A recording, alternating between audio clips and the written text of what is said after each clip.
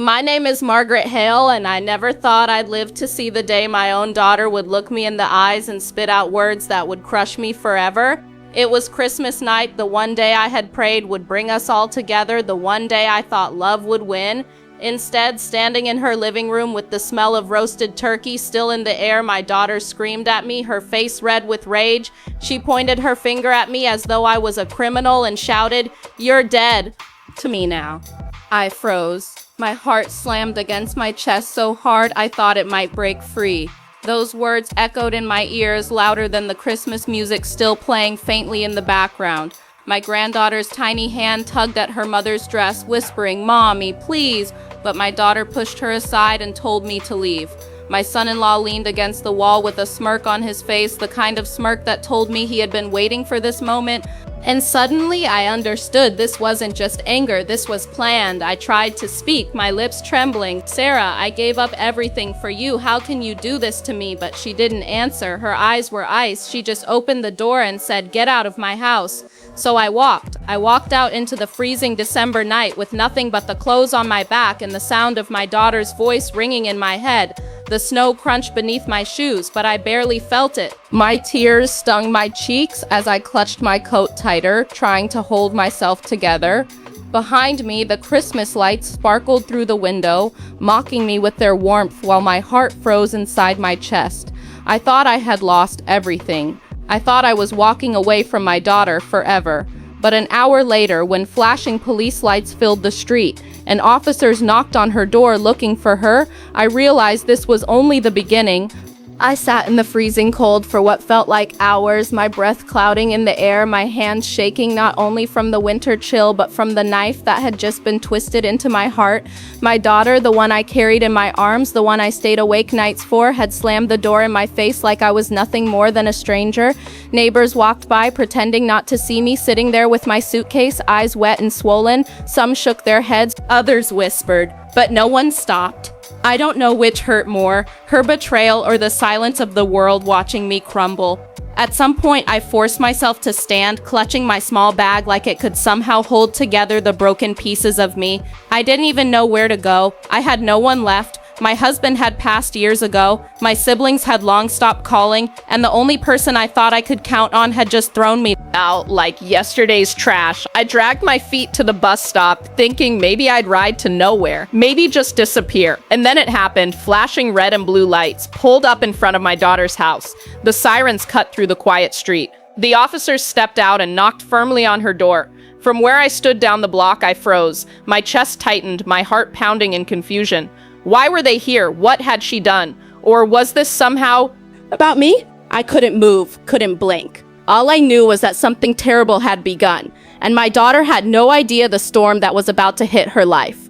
That night, I couldn't sleep. Even though I found a bench at the bus station to rest on, my body refused to shut down. My mind kept replaying the sound of that door slamming, the look on my daughter's face when she pushed me out. It wasn't just anger in her eyes, it was coldness, like she had erased me from her life in a single moment. I kept asking myself, how does love rot into something so cruel? Where had I gone wrong? I raised her alone after her father died. I gave up my dreams, worked endless shifts, scraped pennies together just so she could have a better life than I ever did. And now on the holiday that was supposed to mean family, gratitude, and love, she threw me away like garbage. But the flashing lights outside her house wouldn't leave my memory. Why had the police come? I told myself maybe it was nothing, maybe they were just in the neighborhood. Yet deep down, I knew life doesn't line up coincidences that perfectly. I wanted to walk back to knock on her door myself, but something in me stopped. Maybe it was pride, maybe fear, maybe I was too broken to face her again. Instead, I sat in that cold bus station, hugging my coat tighter, watching strangers hurry home to their families, their laughter echoing in the halls. Each laugh stabbed me like a reminder of what I no longer had. Hours passed, and I dozed in and out of restless dreams. In one, I saw my daughter crying, begging me for help. In another, I saw her pointing at me, accusing me of things I didn't do. Both dreams shook me to my core, and when I woke up, tears were streaming down my cheeks. My life had turned into a nightmare where I couldn't tell if I was the villain or the victim. The next morning, I decided to return to the neighborhood. Something inside me needed answers. I walked slowly, each step heavier than the last, my breath turning to mist in the icy air. When her house came into view, my heart nearly stopped. Yellow police tape stretched across the front door. 2 squad cars still parked out front. Neighbors stood gathered on the sidewalk, whispering, some pointing, some shaking their heads. I couldn't move closer, but I didn't need to. I already knew whatever had happened inside. That house wasn't small. Something big, something dark had torn its way into my daughter's life, and that's when the thought crept into my mind, maybe being thrown out had saved me. Maybe if I'd still been inside, I would have been caught in it too. My body trembled at the possibility. I didn't yet know what had happened in there, but I knew my life and my daughter's would never be the same again. I stood across the street, hidden in the shadows of a bare winter tree, watching the yellow tape flutter in the wind. My heart raced so fast I could feel it in my throat. The scene looked like something from a nightmare, officers stepping in and out, neighbors huddled together in hushed gossip, the front door wide open as if the house itself was gasping for air. I wanted to scream, to run forward, to demand answers, but my legs refused to move. I had been unwanted in that house just the night before, and now the thought of stepping onto that porch again filled me with dread. 2 women stood nearby, whispering, their voices low but clear enough for me to catch fragments. They say it happened after midnight. The girl was crying, then silence, my stomach twisted. They were talking about my daughter, my own flesh and blood, and I couldn't breathe. My mind ran wild with possibilities. Was she hurt? Did someone break in? Or worse, had she brought this on herself? I turned away before anyone could recognize me. My presence would only stir more questions, and I wasn't ready to face them. Instead, I wandered aimlessly through the streets, my suitcase dragging behind me, wheels scraping against the cracked pavement. I felt like a ghost haunting a world that no longer wanted me. Every shop window, every family laughing together, every car packed with relatives heading home was a reminder that I had no place left to belong. By the time night fell again, exhaustion had swallowed me whole. I checked into a cheap motel with the little cash I had tucked away, the kind of place where the wallpaper peeled and the heater rattled like bones. I lay on the stiff mattress, staring at the ceiling, replaying the years in my head. The first time my daughter called me mommy, the nights I stayed up sewing costumes for her school plays, the times she swore she'd never leave me. Where had it all unraveled? How had I gone from being her safe place to being cast out like a stranger? Sleep finally took me, but it was cruel. My dreams were filled with images of her face, pale and lifeless, police officers whispering my name, neighbors pointing at me. I woke with a start, sweat dampening my forehead, a heaviness in my chest I couldn't shake. And then, as if fate had been listening to my torment, there was a knock at my motel door, firm, unmistakable. My blood ran cold. I sat frozen on the bed, my breath caught in my lungs. No one knew I was here. No one should have been able to find me. Slowly, with trembling hands, I pushed myself up and edged toward the door. My heart was pounding so hard I thought it might give me away. I pressed my ear against the wood. Another knock came, sharper this time, followed by a voice that made my stomach drop.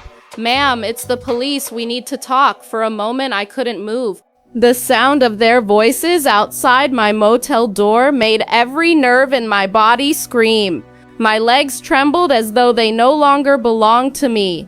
I thought about pretending I wasn't inside, staying perfectly still until they left, but something deep inside me whispered that this was useless. They knew. Somehow they knew. My fingers shook as I unlatched the lock, pulling the door open just a crack. The bright glare of the hallway lights poured in, and there they were. 2 uniformed officers standing tall, their expressions grave but calm. "Mrs. Carter," one of them asked, his tone even, almost gentle. My mouth went dry, and I couldn't speak, so I just nodded. "We need you to come with us," the other officer said. No explanation, no comfort, just those words.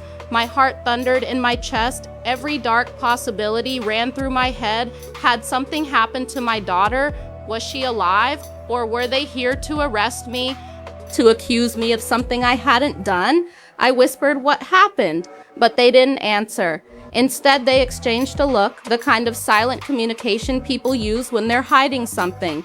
My knees almost buckled. I grabbed the edge of the door frame just to keep myself from collapsing. Finally, one of them sighed and said, "It's better if we talk about it at the station." The ride in the back of the patrol car felt endless. The world outside blurred past the window. Streetlights, empty sidewalks, the occasional car rushing home.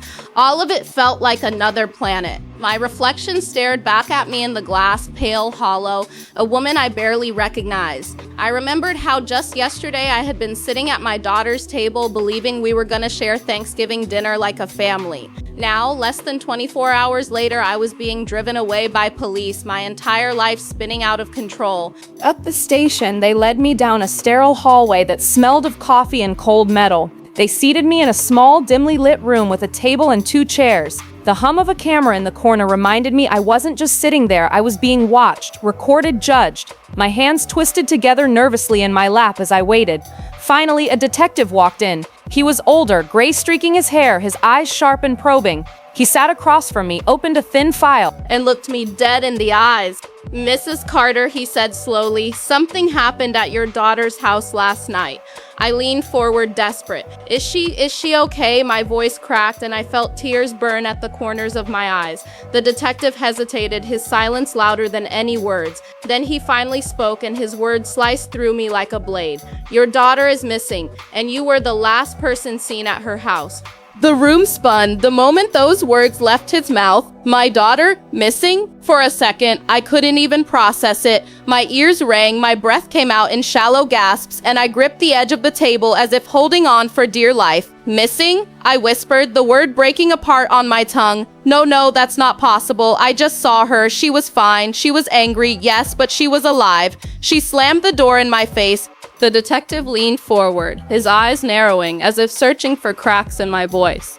Neighbors reported shouting. They said they saw you outside after she forced you out. Hours later, no one saw her again. Her car's still in the driveway. Her phone was found in the kitchen. And there were signs of a struggle. The walls closed in around me. Signs of a struggle. My daughter and I had argued. Yes, but I could never hurt her. My whole life, everything I had done was for her. I shook my head, tears spilling down my face. "I swear to you I left. She didn't want me there. I walked away. I was at a motel all night. You can check." The detective's gaze softened for a moment, but only slightly. "We'll check everything. But you need to understand, when someone disappears, the people closest to them are always the first suspects." His words hit me like a slap. Suspect, that's what I was now. Not a mother desperate to know what happened to her child, but a suspect in her disappearance. The thought twisted inside me like a cruel knife. My heart broke all over again, not just from her betrayal the night before, but now from this my own daughter's absence being pinned on me. How much lower could I fall? They left me alone in that room for what felt like hours, my mind tearing itself apart. I replayed every detail, every second of that night. Had I missed something? Had I heard a noise when I left? Did someone follow me? The guilt was suffocating, even though I knew I had done nothing. The silence in that room was unbearable, broken only by the sound of my own shaky breaths. When the door finally creaked open again, the detective returned, holding a small evidence bag. Inside it was something that made my stomach drop, a necklace. Not just any necklace, but the one I had given my daughter on her 16th birthday. A delicate chain with a tiny silver heart. It was stained, dark. He set it on the table in front of me, his eyes cold. "This was found in the living room with blood on it." My hand flew to my mouth as a sob tore through me. That necklace had been a symbol of love, a reminder of better times, and now it was evidence that could damn me. The detective's voice cut through the heavy silence. "So tell me again, Mrs. Carter, where were you after you left that house?" I felt the world collapsing in on me as the detective's words echoed in my ears. That necklace, it was more than jewelry. It was the last piece of innocence I had given my daughter, something she once swore she'd treasure forever. And now it lay before me like a curse, twisted into evidence against me. My throat tightened and tears burned down my cheeks as I shook my head desperately. No, you don't understand. That necklace, she never took it off. If it has blood on it, then something happened to her after I left. You have to believe me, the detective's eyes didn't soften. Instead, he studied me with the cold precision of someone trained to see lies even where none existed. People say a lot of things when they're desperate. You need to give me something more than tears, Mrs. Carter. Tell me where you went. Tell me who might have wanted to hurt her. I wanted to scream that it wasn't me, that my only crime was loving too much, giving too much, and being cast aside like garbage.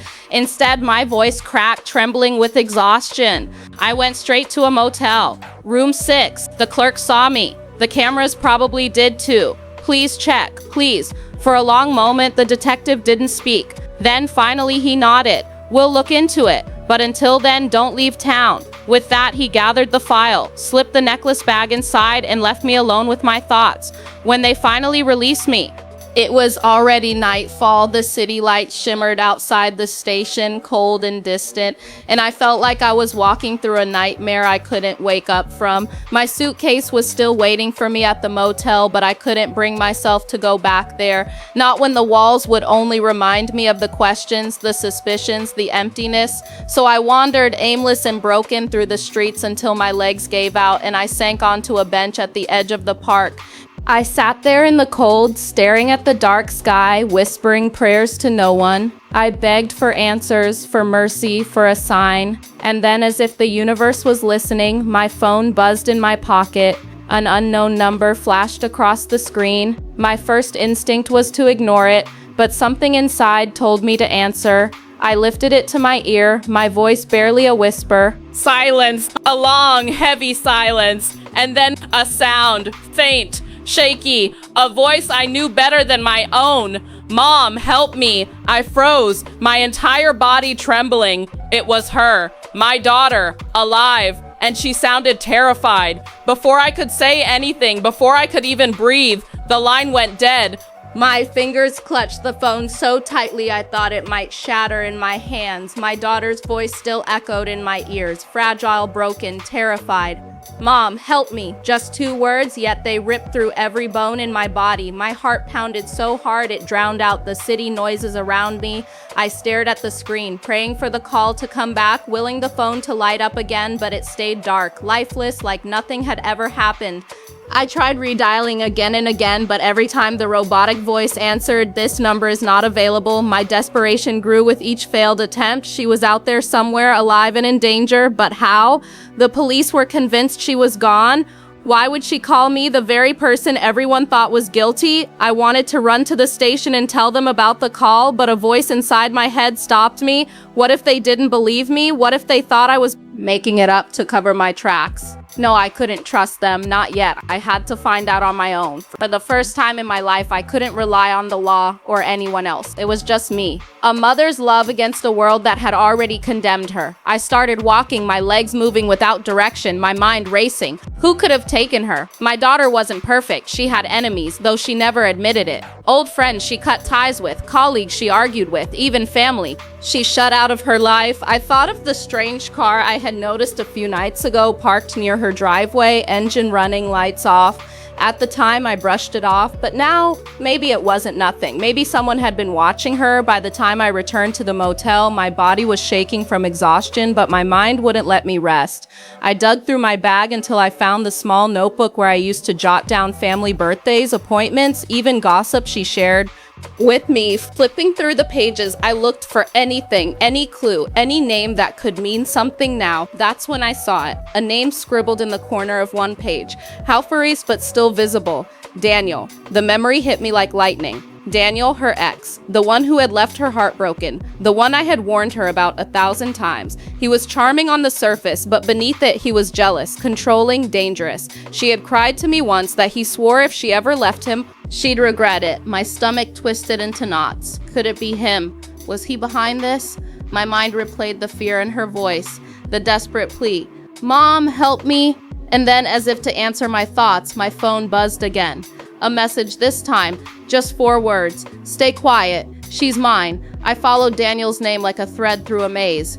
feeling equal parts terrified and strangely fierce. The kind of fierce that only a mother who's been pushed to the edge can feel. I started at the places people said he liked, a bar with a neon sign, a laundromat where he supposedly washed his clothes, a pawn shop where he'd sold things. Each lead was a small bruise on my hope until one woman in a diner, an exhausted waitress with paint on her palms, leaned in and said, "He rents a unit down by the storage lot, always pays cash, always in the corners." Her voice was simple, like she'd said it 1,000 times. I swallowed hard and thanked her.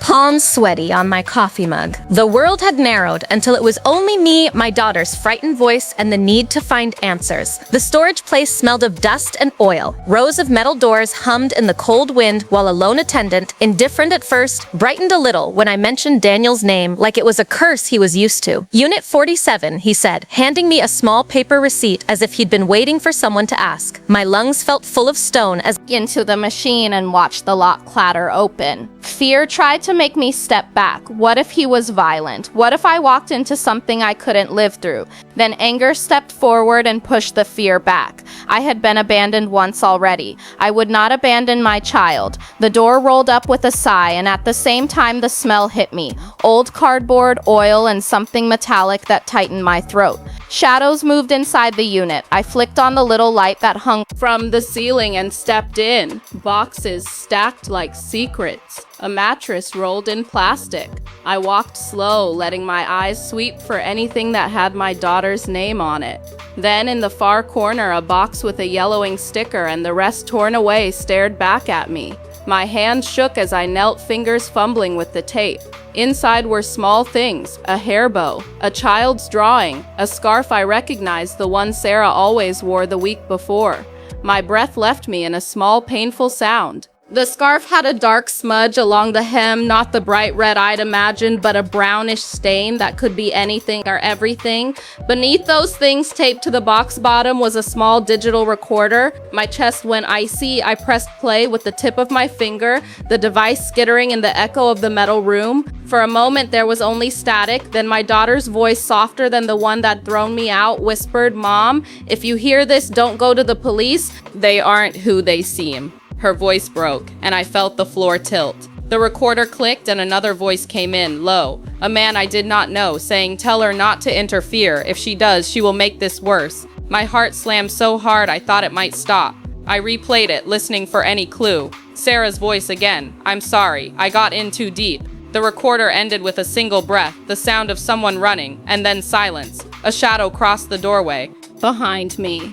I spun, scarf tumbling from my fingers, and the metal of the unit tasted like iron. Someone was there, close enough that I could hear fabric rasp against fabric. I did not feel brave then. I felt every age I had ever been: child, mother, widow, betrayed. A hand settled on my shoulder, firm, familiar in a way that made bile rise in my throat. I flinched and wanted to turn and fight and run all at once. The voice behind me was quiet, but it held a terrible calm. "You shouldn't have come here," it said. The moment that voice slipped into my ear, my blood froze. It wasn't Daniel. No, this voice was sharper, steadier, as if it belonged to someone who had been rehearsing my fear for years. I turned slowly, my breath caught between my ribs. Standing there in the dim glow was a man I hadn't seen in over 2 decades, Thomas, my late husband's brother, the one who had vanished after stealing money from the family, the one who'd sworn he'd never step foot in our lives again? His face had aged, but his eyes were exactly the same. Cold, calculating, and hungry for control. I staggered back against the boxes, my knees brushing against the fabric of Sarah's scarf. "You?" I whispered, the words strangled, my voice trembling between disbelief and fury. "After all these years, what have you done to her? Where is Sarah?" Thomas smiled, the kind of smile that makes your bones ache. "Your daughter made the same mistake your husband did. She trusted the wrong people. She dug where she shouldn't have dug." He crouched slightly, as if mocking my fear, his eyes shining with a cruel amusement. "And now you're doing the same?" My hands curled into fists. I had been cast out of my own home, humiliated by the child I raised, left to rot in loneliness. But in that storage unit, hearing Sarah's broken voice on the recorder and seeing Thomas's smirk, something inside me snapped into clarity. The betrayal was no longer just about Sarah's cruelty. It was a family curse stretching back to my husband's lies and now bleeding into the present. You ruined him, I spat, my voice shaking but sharp enough to cut. And now you're trying to ruin her? You've poisoned everything you've ever touched. Thomas's smirk faltered for just a moment, replaced by something darker. He leaned closer, close enough that I could smell the stale bitterness on his breath. Careful, he murmured, or you'll end up just like him, buried in secrets no one dares to uncover. The words hit me like ice water. Buried. Did he mean literal? My heart thundered, but my mind sharpened. I had spent too long being the victim, the forgotten, the discarded. No more. I lifted the recorder, pressed play again, and let Sarah's fragile voice echo through the metal walls. "Don't go to the police," she whispered. Thomas's jaw tightened. That was the first real crack in his armor I had seen. He reached to snatch the recorder from me, but I pulled back, clutching it to my chest. "I may have been blind before," I hissed, "but I see you now. Every secret, every shadow, you can't hide forever. You think you're the one holding power, Thomas? No, I am, because I'm the only one who still knows how to love, and that's what makes me dangerous to you." His face twisted, something between rage and disbelief. He lunged forward, and I stumbled back into the dim light of the unit, my heart pounding like a war drum. For the first time in years, I wasn't running from the darkness. I was running straight into it, teeth bared, ready to tear it apart. Because if Thomas thought I was too broken to fight, he was about to learn what real revenge looks like. My hands were trembling, but not from fear anymore. It was anger, pure, burning, soul-deep anger. For years, I'd carried the weight of betrayal, humiliation, and silence. My daughter throwing me out was only the last wound in a lifetime of scars, but now, standing across from Thomas, hearing Sarah's fragile warning echo from that recorder, I knew the truth had been buried for far too long, and if I had to rip it out of the shadows with my bare hands, I would. Thomas circled me slowly, like a predator toying with prey. "You always thought you were smarter than everyone," he said with that cold grin. "But you don't understand, do you? Your daughter isn't a victim. She's part of this. She chose her side." My heart stopped for a moment. The words hit harder than a punch to the gut. Part of me wanted to scream, to deny it, to cling to the hope that Sarah had simply been tricked or threatened. But the image of her eyes, cold and distant when she shut the door on me that night, came rushing back. My knees weakened. Could it be true? "No," I whispered, forcing my voice to stay steady even as my chest burned. "You're lying. That's what you do. You lie, you manipulate, you twist people against each other. You did it to my husband, and now you're trying to do it to her." Thomas leaned in close, so close I could see the lines of bitterness etched deep into his face. "Your husband?" He let out a short, sharp laugh. "You still don't know the truth, do you? He wasn't the man you thought he was. And Sarah, she figured it out long before you did. That's why she doesn't want you around. You're clinging to a lie, and she's trying to survive in the truth." The floor seemed to tilt beneath me. My whole world, the man I loved, the daughter I raised, was unraveling thread by thread, pulled apart by the monster standing before me. But then a spark of clarity struck me. That was exactly what Thomas wanted. He wanted me broken, doubting, weak. He thrived on destruction. And if I gave in, if I let him crush me under the weight of his words, then he would win again. Just like he had when my husband died, I straightened my back, forced my trembling to still. "You don't scare me anymore," I said, my voice rising, louder than I thought possible. "Maybe Sarah has turned away from me. Maybe my husband wasn't who I believed he was. But you, Thomas, you're nothing, a bitter shadow who destroys because you can't build.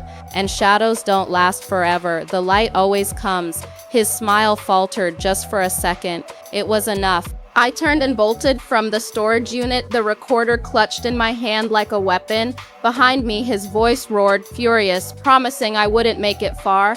But I didn't stop. I ran harder than I had in years, my lungs burning, my heart pounding, not with fear, but with determination. For the first time, I wasn't just running away. I was running toward the truth, and I swore to myself, breathless under the cold night sky, if my own daughter betrayed me, if my husband's life was nothing but a lie, then I would still find a way to turn their betrayal into my strength. I would take back everything Thomas ever stole, and when I did, he would regret ever crossing me. The night air cut sharp against my skin as I ran, but the fire inside me burned hotter than the cold ever could. My shoes slapped against the cracked pavement, the city stretching out in silence, broken only by the faint echo of Thomas's voice still ringing in my ears. He thought he had won. He thought he had break me with his poisonous words, but every step I took was proof he hadn't. I wasn't broken. I was alive, and now I had something he didn't. Evidence. The recorder in my hand felt heavier with each stride, like it carried not just Sarah's voice, but the weight of years of lies, betrayals, and hidden truths.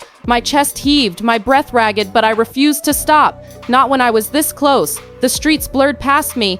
The glowing street lamps, the shuttered stores, the empty bus stops where I once sat feeling abandoned. This time, I wasn't abandoned. I was armed with truth, and truth had teeth. I ducked into a narrow alley, my back against the icy brick wall, forcing myself to breathe quietly. My eyes darted across the shadows, my ears tuned for footsteps. For a moment, the city was still, and then I heard it, the crunch of gravel. He was coming. I clenched my jaw, pressing the recorder tighter to my chest. If Thomas got his hands on it, everything would be lost. My daughter's voice, the secret she'd whispered, the very proof of what he had done, it would vanish. I couldn't let that happen, not after everything. When his figure emerged at the far end of the alley, I felt my pulse explode in my veins. His silhouette was tall, broad, menacing, and yet for the first time, I didn't shrink back. I stepped forward into the pale light, my hand trembling but raised. "You can run all night," he growled, his voice low, carrying the venom I knew too well. "But you'll never win, you've always been weak. That's why your husband died. That's why Sarah chose me over you." The words cut, but I refused to let them sink in this time. My lips curled into something I hadn't felt in years, a bitter, knowing smile. "Weak, you call me weak? I survived you. I survived losing everything." He lunged, his hand reaching for the recorder, but I twisted away, every muscle in my body screaming as I darted out of the alley. My legs burned, my lungs begged for air, but adrenaline carried me forward. I spotted the glow of a police station sign just a few blocks ahead, shining like salvation in the night. Thomas's footsteps thundered behind me, closer, faster. He was gaining. My heart hammered as I sprinted harder than I ever thought I could, each step a battle against the years of wear on my body, but I refused to stop. Not until I was safe, not until the truth was safe. I burst onto the street, nearly colliding with a car that screeched to a halt, its horn blaring. The driver shouted curses, but I didn't look back. My eyes locked on that police station door. Just a few more feet, just a little more strength. Behind me, I could hear Thomas's rage, his voice twisting into something monstrous, inhuman. "You think they'll believe you? They'll destroy you instead." But even as his threats tore through the night, my hand stretched forward, pushing against the heavy glass doors of the station. I stumbled inside, collapsing onto the cold floor, clutching the recorder to my chest as if it were the last piece of my soul. And for the first time in years, I felt something I thought I'd never feel again, hope. The fluorescent lights buzzed overhead, harsh and unrelenting. Shadows across the station floor. I sat on the stiff chair, still clutching the recorder like it was a lifeline. My body was trembling from exhaustion, adrenaline, and the raw terror I had been carrying for hours, but my mind was sharper than it had been in years. Thomas was still out there somewhere, and the evidence in my hands was the only thing that could protect my daughter and me. A detective finally appeared, his face lined with fatigue, but his eyes alert. "Mrs. Carter, calm down," he said, guiding me to another small room. I nodded, barely able to form words, but the moment I set the recorder on the table, the look on his face changed. "Where did you get this?" he asked, voice taut with surprise and curiosity. I took a deep breath, telling myself to stay steady. "It's my daughter's voice. She's alive, she's in danger. Thomas, my brother-in-law, he's involved. I found this in a storage unit. You need to listen." He hesitated for only a moment, then pressed play. Sarah's trembling voice echoed through the speakers, and even though her words were quiet, they pierced through the walls, filling the room with terror and urgency. "Don't go to the police. They aren't who they seem. Help me, Mom." Then the low, menacing voice of a man cut in. "Tell her not to interfere. If she does, she'll make this worse." The detective leaned back, his jaw tight, eyes narrowing. This is serious. "Where's the storage unit? Where's Thomas now?" I swallowed hard, my voice shaking but firm. "I don't know where he is. I only know where I found this Unit 47 at the old storage lot near Lincoln Avenue. He's dangerous and he's after my daughter. He's been manipulating her, keeping her terrified." The detective nodded and grabbed his radio. Within minutes, a flurry of activity erupted in the station. Officers grabbed maps, radios crackled, and a team prepared to head out to the storage lot. For the first time since Sarah's disappearance, I felt a spark of relief. Maybe she could be found. Maybe we could end this nightmare. But then the detective looked at me with a frown I couldn't ignore. Mrs. Carty, why did you go after him alone? Why not come to us immediately? I closed my eyes and let the years of pain, betrayal, and helplessness surface. I had no one to trust, I said quietly. Not after last night, not after being thrown out of my own daughter's life. I was her mother and no one else could help her like I could. I couldn't wait. I couldn't risk losing her because I followed rules that weren't meant to protect her. He nodded slowly, the gravity of my words sinking in. You've done what most people wouldn't dare, but now we need to move fast. If Thomas knows you've contacted us, he could disappear again. We need to find him and your daughter before it's too late. The chest tightened as I realized the truth. The nightmare wasn't over. Thomas had planned everything meticulously. He had poisoned the past, manipulated the present, and now he was controlling the future. Every step we took needed to be precise, calculated. I swallowed hard, gripping the recorder like a lifeline, knowing it held not only my daughter's voice, but the only hope I had left. The detective's phone rang. He answered quickly, then motioned to me. They found something at the storage unit? You need to come with me now. My heart hammered. Could this be the break we needed? Or was it another trap? Either way, there was no turning back. The ride to the storage unit felt endless, every red light and bump in the road stretching my nerves thinner and thinner. The recorder rested on my lap like a fragile heartbeat, my hands gripping it as if letting go would make Sarah's voice disappear forever. The city outside blurred past the window, a cold, indifferent world, while inside, my mind raced faster than the car. Questions pounded me relentlessly. What condition would Sarah be in? Was she hurt? Was Thomas still there? Or had he already vanished, leaving her trapped somewhere I might never reach in time? When we arrived, the place was eerily silent. Officers fanned out, flashlights cutting through the shadows of rows of metal doors. My stomach twisted. Thomas had been here. He had to be. My instincts screamed at me, a mix of dread and desperate hope. We approached Unit 47 cautiously, the detective's hand on the doorknob, his face grim. I could feel the tension vibrating through the air, a static that made my skin crawl. The door creaked open and I swallowed a scream.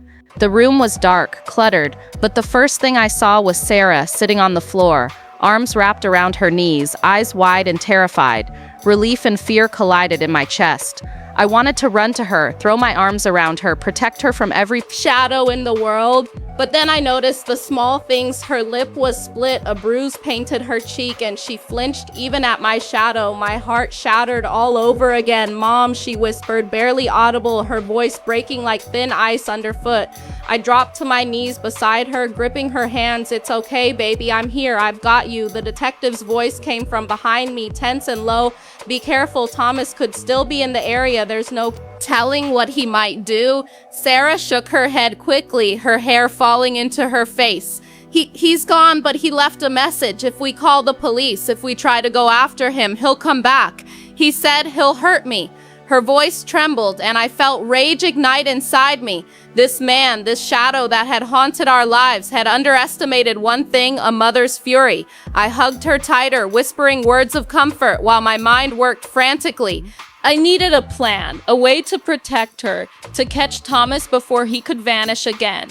And then my eyes fell on the recorder, still clutched in my hand. It held proof, undeniable proof. Not just of his threats, but of the manipulation, the fear, the lies. It was our weapon, our leverage. The detective leaned closer. We need to get her out of here, secure her, and use this evidence. Thomas won't expect us to act so quickly, but when we do, it ends. I nodded, determination burning through me hotter than any fear. I lifted Sarah in my arms, feeling her trembling against me, her fragile body a reminder of everything I had fought for. I realized then that revenge wasn't just about punishing Thomas, it was about protecting her, reclaiming our lives, and finally exposing every secret he had buried for years. As we stepped out into the night, the city lights flickering above, I knew one thing. With certainty, Thomas had underestimated me, and by morning he would pay for every lie, every betrayal, every moment of fear he had forced upon my family. But then my phone buzzed. A new message appeared from an unknown number, 4 words. "This isn't over, Mom." My hands shook, not from fear, but from a storm of emotions I had carried for years: betrayal, anger, heartbreak, and finally a burning determination. The message on my phone, "This isn't over, Mom," had haunted me all night, but now, standing at the edge of the city outskirts with my daughter safe beside me, I felt a strength I never knew existed. Thomas had underestimated one thing: the resolve of a mother who had been pushed too far. The police team had surrounded the safe house, moving silently through the shadows, while I clutched the recorder, the key evidence of every threat, every manipulation, every lie Thomas had planted. Sarah held my hand, her trembling fingers tightening around mine, and I whispered words of courage into her ear. "We're together. He won't touch you again." Her eyes, wide and scared, flickered with a small spark of trust. For the first time since this nightmare began, she believed it. Hours of waiting felt like years. I could hear Thomas inside, frantic, burning papers, trying to erase the traces of his crimes. He thought he was untouchable. He thought we were still scared, weak, like we always had been. But the moment I stepped forward into the dim light, recorder in hand, his eyes locked onto mine, and I saw the first hint of fear there. He stammered, voice shaking. "How? I am the mother you never should have crossed," I said, voice steady, fierce. "Every secret you buried, every threat you made, it's over. You underestimated what I'm capable of." He lunged toward me, but the officers were ready, restraining him quickly. His screams filled the night, the same arrogance and menace he had wielded for years, now powerless against the weight of truth. My daughter stepped forward cautiously, tears streaking her cheeks, and whispered, "Thank you, Mom, for never giving up." I pulled her into my arms, holding her as if letting go could undo the pain, and realized that revenge was not about cruelty. It was about reclaiming what he had tried to destroy: our lives, our love, our dignity. As Thomas was led away in handcuffs, rage still etched on his face, I felt a release I hadn't felt in decades. The nightmares, the betrayals, the humiliation, they were still scars, but they no longer had power over me. I had fought for my daughter, and I had won. The city lights reflected in the squad car's windows, a silent testament to survival, justice, and the unyielding strength of a mother's love. We walked into the dawn together, our steps steady, hearts heavy but unbroken. I knew there would always be shadows from the past, but we had faced them and we had conquered them. Thomas would never harm us again. I had turned fear into fury, betrayal into courage, and despair into a plan that saved my daughter. Looking back once, I saw the house, the streets, the storage unit where this nightmare began. And I knew this: life could break you, tear you apart. Question everyone you loved, but nothing could break a mother determined to protect her child. And for the first time in years, I allowed myself to breathe, to feel peace, and to believe in the future, knowing Thomas was finally defeated, justice served, and my daughter safe in my arms.